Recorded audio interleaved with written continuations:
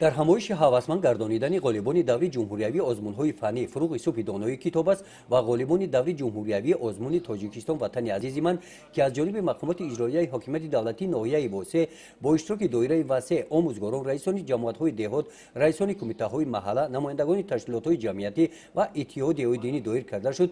раиси ноҳияи восеъ сухани худро аз китоби тоҷикон оғоз бахшид.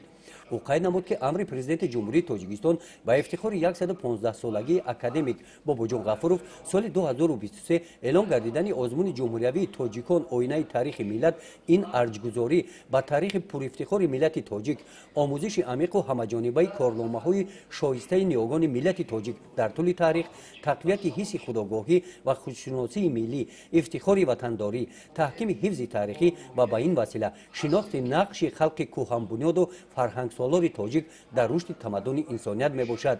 раиси ноҳия аз иштирокчиён даъват ба амал овард ки китоби тоҷиконро варақ гардонида таърихи халқи тоҷикро хуб омӯзанд ва дар озмун фаъолона ширкат варзанд.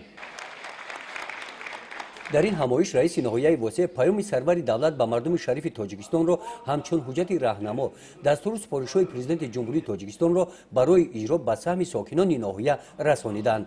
раиси ноҳия барои рушди соҳаи маорифи ноҳия дар соли 2023 пешниҳодҳои баргузории озмунҳои муассисаи таълимии беҳтарин директори беҳтарин раиси маҳаллаи маорифпарвар оилаи маорифпарварро дастгирӣ кард.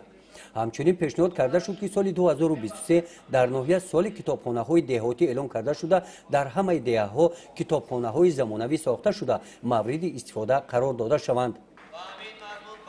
сипас дар ҳузури иштирокчиёни ҳамоиш дар муҳити идона ва тантанавӣ ба ғолибони даври ҷумҳуриявии озмуни фуруғи субҳи донои китоб аст ва ғолибони озмуни ҷумҳуриявии тоҷикистон ватани азизи ман тӯҳфаҳои мақомоти иҷроияи ҳокимияти давлатии ноҳия тақдим карда шуданд.